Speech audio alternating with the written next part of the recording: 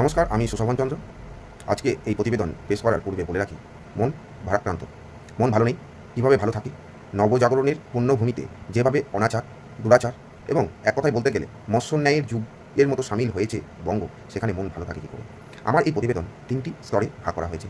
বাঙালি অস্মিতা এবং মহাপুরুষদের বিভিন্ন কার্যাবলী, 2011 পরবর্তী রাজনৈতিক প্রেক্ষাপটে পশ্চিমবঙ্গ এবং পশ্চিমবঙ্গের সচেতন নাগরিকদের দায়িত্ববোধ। এই তিনের সমন্বয়ে আজকে আমার এই প্রতিবেদন। যখন রাজা রামমোহন রায় বাংলার রেনেসা বা নবজাগরণের অগ্রদূত বলে গণ্য হচ্ছেন, কিংবা বিধবা বিবাহ প্রচলনের জন্য বেন্টিং সাহেবের কাছে দরবার করছেন ঈশ্বরচন্দ্র বিদ্যাসাগর, কিংবা স্বামী বিবেকানন্দ চিকাগোর ধর্ম সম্মেলনে গিয়ে তিনি যে ভারতীয় ফিলোসফিকে বিশ্ব মানচিত্রে এক আলাদা জায়গা করে দিচ্ছেন, অথবা বঙ্কিমচন্দ্র চট্টোপাধ্যায়ের আনন্দমঠ উপন্যাসের বন্দে মাতরম সঙ্গীত ব্রিটিশ শক্তির বিরুদ্ধে লড়াই করার যে অঙ্গীকার করছে, রবীন্দ্রনাথের where the mind is without fear বা চিত্ত যেটা ভয়শূন্য উচ্চত যেটা শির, এইসবের পাঠ পড়িয়ে যাচ্ছেন, সেখানে পশ্চিমবঙ্গের প্রেক্ষাপটে এসে আজকে আমরা এক অপসংস্কৃতির নতুন অধ্যায় বা দিগন্ত রচনা করলাম, তাতে কোনো সন্দেহ নেই। এই দায় যেমন মমতা বন্দ্যোপাধ্যায়ের, ঠিক ততটাই দায় হচ্ছে বাংলার জনগণের। কারণ পশ্চিমবঙ্গ প্রত্যেকটি মানুষ অর্থনৈতিক, সামাজিক এবং রাজনৈতিকভাবে সচেতন। 1947 সালের দেশভাগের সময় যে রাজ্য 24% জিডিপিতে দেশে সাহায্য করত, তার আজকে করুণ অবস্থা এসে দাঁড়িয়েছে 5%। যার হাত ধরে পশ্চিমবঙ্গ স্বাধীনতার পরবর্তী সময়ে পথ চলা শুরু করেছিলেন, তিনি হচ্ছেন বাংলার রূপকার বিধানচন্দ্র রায়। তার হাত ধরে একের পর এক শিল্প গড়ে উঠতে শুরু করে পশ্চিমবঙ্গের বুকে। সিদ্ধার্থ শঙ্কর রায়ের হাত বয়ে যখন জ্যোতি বসু সিংহাসনে আহরণ করছেন, ঠিক সেই সময় বাংলার যে উদিত সূর্যের অস্ত্র গেল। তিনি একের পর এক কারখানা বন্ধ করে দিলেন। তার সব থেকে বড় ব্লান্ডার ছিল সিধু। বুদ্ধদেব ভট্টাচার্য নিজের মতো অনেকটা চেষ্টা করেছিলেন বটে, কিন্তু সেটা সূর্য অস্তের শেষ প্রান্তে গিয়ে সিঙ্গুর কিংবা নন্দীগ্রামে তিনি যে বিভিন্ন প্রয়াস প্রচলন করার চেষ্টা করেছিলেন এই বঙ্গদেশে, সেখানে ব্যক্তি বুদ্ধদেব ভট্টাচার্য দলীয় বিধানের বাইরে গিয়ে কাজ করায় তাকে 2011 ভরাডুবির সম্মুখীন হতে হলো। নিন্দুকেরা বলে বুদ্ধদেব ভট্টাচার্য কমিউনিস্ট গাইডলাইনের বাইরে গিয়ে কাজ করতে গিয়ে তার জীবনে এক কালো যুগ নেমে এলো। কিছুদিন আগে এবিপি আনন্দের একটা ফেসবুক ডিজিটালের পোস্ট বা প্রতিবেদন দেখলাম, সেখানে খুব চমৎকার একটা হেডলাইন ছিল। সেই চমৎকার হেডলাইনটা হচ্ছে, মেট্রো রেলে মহিলাকে সিট না ছেড়ে দেওয়ায় হুলস্থুল কাণ্ড কলকাতা মেট্রোতে। আমি হোয়াটসঅ্যাপে একটা স্ট্যাটাস দিয়েছিলাম, সেইটার স্ক্রিনশট নিয়ে 2011 সালে যদি বুদ্ধদেব ভট্টাচার্য এই মমতা বন্দ্যোপাধ্যায়কে তার ক্ষমতা হস্তান্তর না করতেন, গণতান্ত্রিকভাবে অবশ্যই, একটু যদি লড়াই করতেন, তাহলে আজকে বাংলায় এতটা খারাপ অবস্থা যেত না। 2011 থেকে এসে তিনি অ্যাপিসমেন্ট পলিটিক্স, যেটাকে বাংলা ভাষায় বলা হয় তোষণের রাজনীতি, শুরু করে দিলেন। একের পর এক দুর্নীতিতে ভরে গেল। সারদা দেখেছি, নারদা দেখেছি, বিভিন্ন চিটফান্ড কেলেঙ্কারি দেখেছি। দেখতে দেখতে সমাজের মান যারা নির্ণয় করে বা সমাজ গড়ার কারিগর, সেই শিক্ষক নিয়োগেও অভূতপূর্ব দুর্নীতি আমরা পরিলক্ষিত করলাম। পরিলক্ষিতই শুধু করলাম না, আমরাও ব্যাপকভাবে সেই ঘটনাবলীর প্রভাবিত হলাম। আমি একজন শিক্ষিত বেকার, পশ্চিমবঙ্গে কোনো কর্মসংস্থান নেই, শিল্প পরিকাঠামো নেই, কোনো পাবলিক সেক্টরে কাজ করার যে পরিসর, সেই পরিসর মমতা বন্দ্যোপাধ্যায় পুরো নষ্ট করে দিয়েছেন দীর্ঘ 14 বছরের শাসনে। আজকে পশ্চিমবঙ্গের নাগরিকদের দায় বর্তায়। 2011 সালে যখন মমতা বন্দ্যোপাধ্যায় ক্ষমতায় এলেন, বাংলার জনগণ হয়তো ভেবেছিল নবজাগরণের পুনর্জীবন হবে, কিন্তু নবজাগরণ বা রেনেসা তো হলোই না, বরং ওই শাসকের নাম এই মুহূর্তে মনে পড়ছে না, শশাঙ্কর যে মৃত্যুর পর এবং গোপালের সিংহাসন আহরণের আগে অবধি সম্ভবত 637 থেকে 750 খ্রিস্টাব্দের যে সময়টা, প্রায় 150 বছর, এই সময়কাল বাংলার বুকে মৎস্যন্যায় যুগ। মৎস্যন্যায় যুগ কেন? কারণ হচ্ছে পুকুরে ছোটো মাছ, বড় মাছ থাকে, সেই বড় মাছগুলো ছোটো মাছকে গিলে খেয়ে নেয়। অনুরূপভাবে গোপাল এবং শশাঙ্কের সময় যে 150 বছর, সেখানে জমিদাররা ছোটো ছোটো কৃষকদের গিলে খেতে শুরু করে, যার ফলে এক অরাজকতা সৃষ্টি হয় এই বঙ্গদেশে। গোপাল নির্বাচিত শাসক ছিলেন। তার নির্বাচন বা সিংহাসন আহরণের আগে পর্যন্ত যে অনাচার দুরাচার বাংলা দেখেছে, 2011 থেকে 2025 এই আধুনিক যুগেও তার থেকেও ভয়ঙ্কর দৃষ্টান্তের সাক্ষী থাকলো বাংলার জনগণ। দুর্নীতিতে পাহাড় চূড়ার মতো ভরে গেছে। যে বঙ্গদেশ 1947 সালে স্বাধীনতার সময় 24% জিডিপিতে কন্ট্রিবিউট করতো দেশের অর্থনীতিতে, সেখানে আজকে 5%-এর নিচে নেমে গেছে জিডিপি কন্ট্রিবিউশনে। এর দায় কার? এর দায় হচ্ছে পশ্চিমবঙ্গের প্রত্যেকটি নাগরিকের।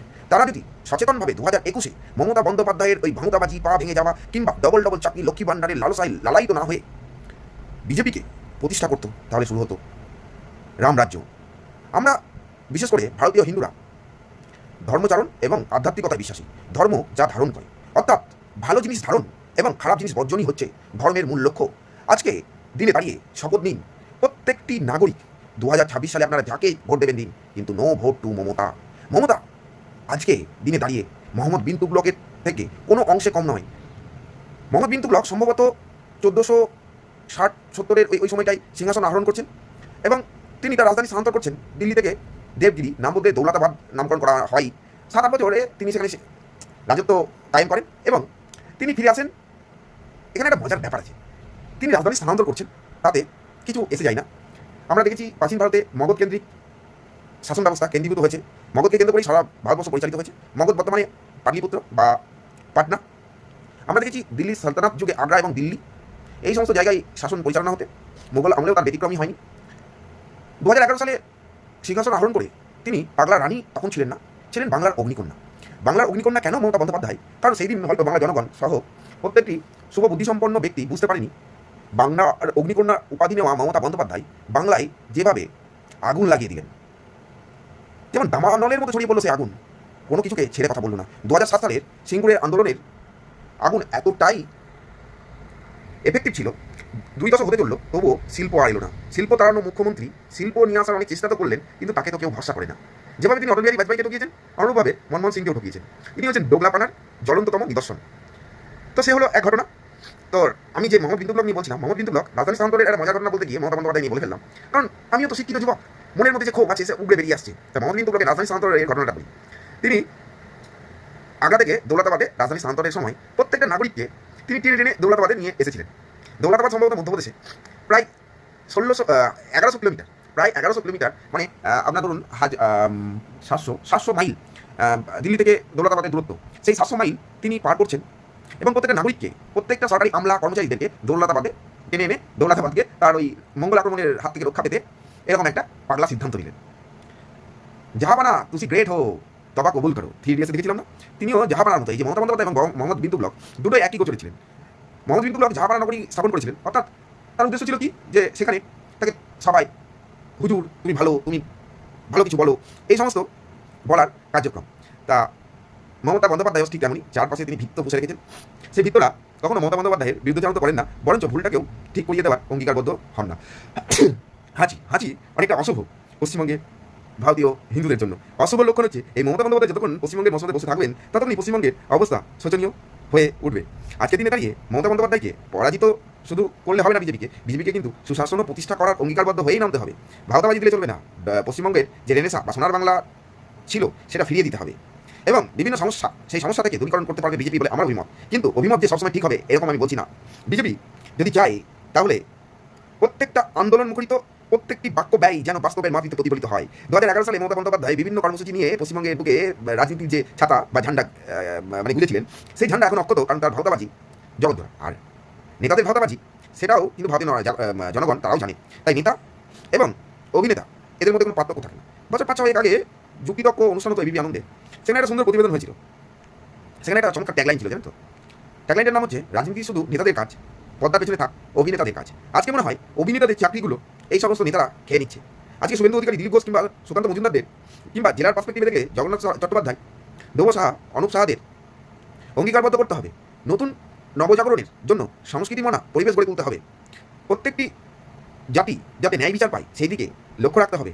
সমাজে যাতে বাহুবলীদের দ্বারা প্রভাবিত না হয় এবং বিজেপি শাসনকালে অনুব্রত, আরাবুলদের মতো সমাজ বিরোধীরা মাথাচাড়া না দিয়ে উঠতে পারে সেদিকেও লক্ষ্য রাখতে হবে বিজেপিকে।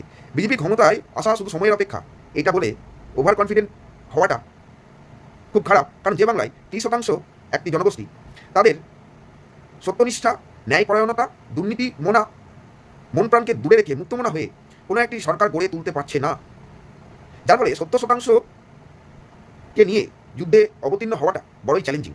হয়তো কাট অফ মার্ক যেখানে 50-র আশেপাশে, সেখানে বিজেপির কাছে চ্যালেঞ্জ থাকবে 70-এর 50% নয়, 100-এর 50% তোলা 70-এর মধ্যে। মানে আপনি প্রিপারেশন নিয়েছেন 70%-এর জন্য, তাহলে আপনাকে হিন্দু ভোটের 100%-এর মধ্যে লেটার মার্কস পেয়ে পাস করতে হবে, হিন্দু মানুষদের মন জয় করতে হবে এবং সর্বোপরি যে দাঙ্গা হচ্ছে পশ্চিমবঙ্গের বুকে, সেই দাঙ্গা রোধ করতে হবে বিজেপিকেই। তবেই বিজেপি ক্ষমতায় আসীন হবে এবং দীর্ঘ এক সাম্রাজ্যবাদের উদয় ঘটবে এবং রাম রাজত্ব প্রতিষ্ঠা হবে। আর তা না হলে ইতিহাসের অবজ্ঞ নিয়মে আপনাদের কেউ ক্ষমতায় আর আসীন হওয়া হবে না। যেভাবে লালকৃষ্ণ আদবানি যোগ্য প্রধানমন্ত্রী হওয়ার দাবিদার হওয়া সত্ত্বেও তিনি কখনো প্রধানমন্ত্রী হতে পারেননি, ঠিক তেমনি বিজেপিও পশ্চিমবঙ্গের বুকে ক্ষমতায় আসীন হবে না। অনেক রাজনৈতিক সচেতন ব্যক্তি যারা মুক্তমনা হিন্দু তারাও বলতে শুরু করেছেন বিজেপি যদি ক্ষমতায় না আসতে পারে 2021-এর মতো 2026-এ, তাহলে পশ্চিমবঙ্গের ডেমোগ্রাফি যেভাবে বদলাচ্ছে তাতে প্রত্যেকটি স্বাধীনমনা মুক্ত মনের মানুষদের বেঁচে থাকা দায় হবে। মৌলবাদ জেহাদ যেভাবে এবং ভৌগোলিক সীমানা অনুযায়ী বাংলাদেশের সঙ্গে সর্বোচ্চ বর্ডার শেয়ার করারই রাজ্য পশ্চিমবঙ্গে অরাজকতা নেমে আসবে এবং তৃণমূল কংগ্রেস কিংবা সিপিএমের মতো রাজনৈতিক দলগুলি অ্যাপিসমেন্ট পলিটিক্সের দোহাই দিয়ে হিন্দু জনজাতির জীবনযাপন যেভাবে মাটিতে ছুঁড়ে ফেলে দেবে, জীবনে খাড়া নামিয়ে আনবে, তাতে আমাদের ঝাড়খণ্ড, বিহার কিংবা উত্তরপ্রদেশে পলায়ন করা সম্ভব নয়। পলায়ন শব্দ যখন উঠলো তখন বলতেই হয় লক্ষণ সেন যেভাবে ইকতার উদ্দিন মোহাম্মদ বিন বখতিয়ার খলজির নদিয়া আক্রমণের সময়, অমরাবতী আক্রমণের সময় গঙ্গা বিহার দিয়ে পলায়িত করতে হয়েছিল, ওই মুসলিম শাসকের ভয়ে যেভাবে লক্ষণ সেন পলায়ন করেছিলেন, অনুরূপভাবে পশ্চিমবঙ্গের প্রত্যেকটি মুক্তমনা পা না চাটা ধর্মপ্রাণ মানুষদেরকেও ঝাড়খণ্ড, বিহার, উত্তরপ্রদেশে পলায়ন করতে হবে। এই বাঙালিদের আর মাদারল্যান্ড থাকবে না, থাকবে না বাঙালি অস্মিতা। হিন্দু যতদিন আছে ততদিন বাঙালি অস্মিতা টিকে রয়ে থাকবে। পয়লা বৈশাখ হবে, হবে রথযাত্রা, হবে শারদীয়ার দুর্গাপুজো, কাশ ফুলের শোভায় শোভাবিত হবে যতদিন পশ্চিমবঙ্গে হিন্দুরা সুরক্ষিত এবং তারা সুষ্ঠুভাবে ধর্ম প্রচার করতে পারছেন, ধর্ম অভ্যাস করতে পারছেন। এটুকুই বলার। আমার এই প্রতিবেদন বড্ড অগোছালো, দীর্ঘদিন প্রতিবেদন করিনি, রাজনীতি থেকে এখন অনেক দূরে, নিজের ব্যক্তিগত কারণের জন্য, কিন্তু মন এবং প্রাণ সবসময় জাতীয়তাবাদ, জাতীয়তাবোধ এবং সর্বোপরি দেশ হিতের জন্য। সবাই ভালো থাকবেন। বন্দে মাতরম। ভারত মাতা কি জয়।